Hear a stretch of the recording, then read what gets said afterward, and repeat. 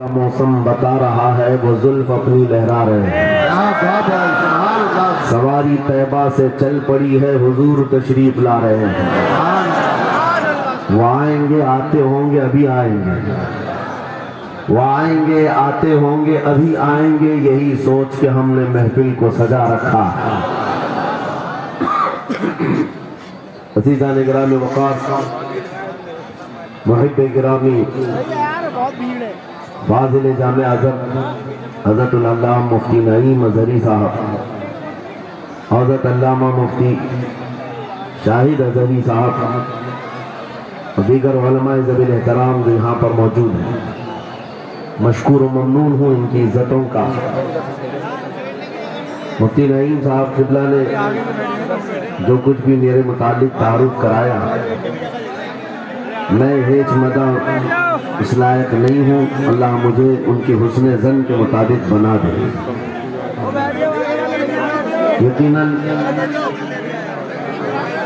وہ میری صحبت نہیں بلکہ میں ان کی صحبت حاصل کیا، اور ماشاءاللہ یہ وہ علماء ہیں جو اپنے دور طالب علمی میں بھی اپنی صلاحیتوں اور اپنی اخلاق کی بلندیوں کی ایک چھاپ چھوڑتے ہیں۔ ہمارا انٹروڈکشن تو صرف اتنا ہی ہے جو دنیا آج ہمیں پہچانتی ہے۔ یا رسول اللہ تیرے عشق کی بدولت مجھے زندگی ملی ہے، میری بات بن گئی ہے تیری بات کرتے کرتے، ہے جو زندگانی باقی یہ ارادہ کر لیا ہے، تیرے منکروں سے آقا میں مروں گا لڑتے لڑتے۔ بڑی عجیب بات ہے، میں آپ حضرات کے درمیان یہاں آیا، علاقے کی جغرافیت معلوم کرنا میری عادت رہتی ہے۔ اتفاقی بات ہے، مولانا شاہد صاحب اظہری نے مجھے بتایا کہ یہ چوک بھی مجاہد چوک کہلاتا ہے، اور یقیناً یہاں مجاہدین کو ہونا بھی چاہیے، اور شاید 17 نمبر بھی ہے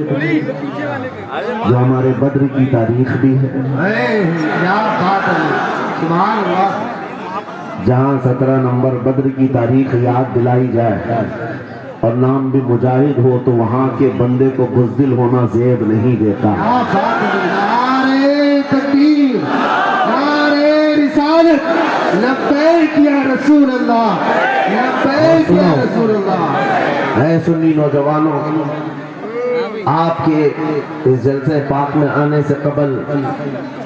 ڈاکٹر سمیع صاحب نے مجھے یہ حالات بھی سنائے اور بتا رہے تھے کہ یہاں کس طرح کی واہیات اور خرافات بھی چل رہی ہے، لیکن ساتھ میں ایک افسوسناک خبر یہ بھی ملی، ایک اتنا بڑا گنجان آباد علاقہ جس پر ظالموں کی بری نظر لگی ہوئی ہے اور وہ تمہارے گھروں سے تمہیں بے گھر کرنے کی کوشش میں لگے ہوئے ہیں۔ ایک بات یاد رکھو، میں آج کے اس منبر سے انہیں پیغام دے کر کے جاتا ہوں، تم کیا تمہارے باپ داداؤں نے بھی اکھاڑنے کی کوششیں کی ہیں، اور صرف یہ ایک خطہ نہیں ہے، ایک خطہ نہیں ہے،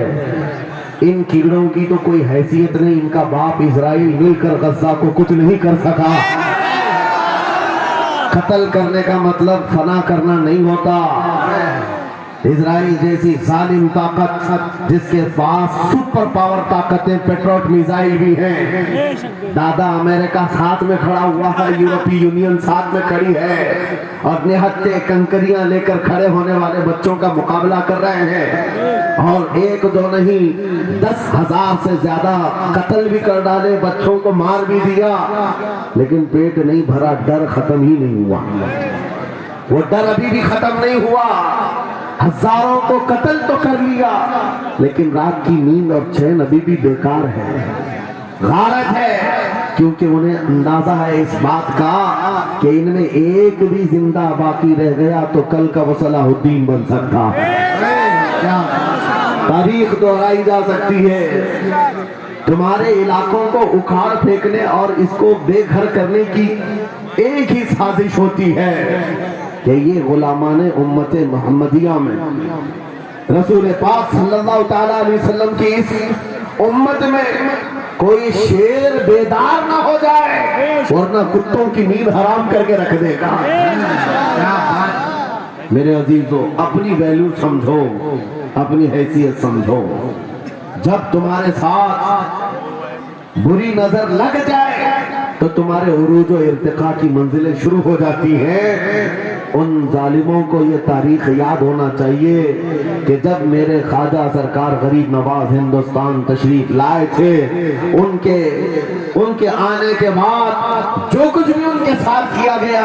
उनके बाप दादाओं ने तारीख बताई होगी। गरीब नवाज को निकालने के लिए, उनकी झोपड़ी उजाड़ने के लिए, उनके खीमे को तोड़ने के लिए, यहाँ तक कि सरकार गरीब नवाज जिस दरख्त के नीचे बैठे वहां से उठवा दिया, क्या नहीं किया। लेकिन आज तारीख 800 साल के बाद भी सन्नाटे दाग थप्पड़ मार करके बता रही है, जिसको तुम यहाँ से बेघर करने की कोशिश कर रहे थे, अल्लाह ने उसे ऐसा बादशाह बनाया, तुम्हारी हुकूमतें 5 साल के बाद डील डोल होने लगती हैं, और उस मर्द कलंदर की हुकूमत 800 साल से चल रही है, वो भी गर्दनों पर नहीं लाखों दिलों पर हुकूमत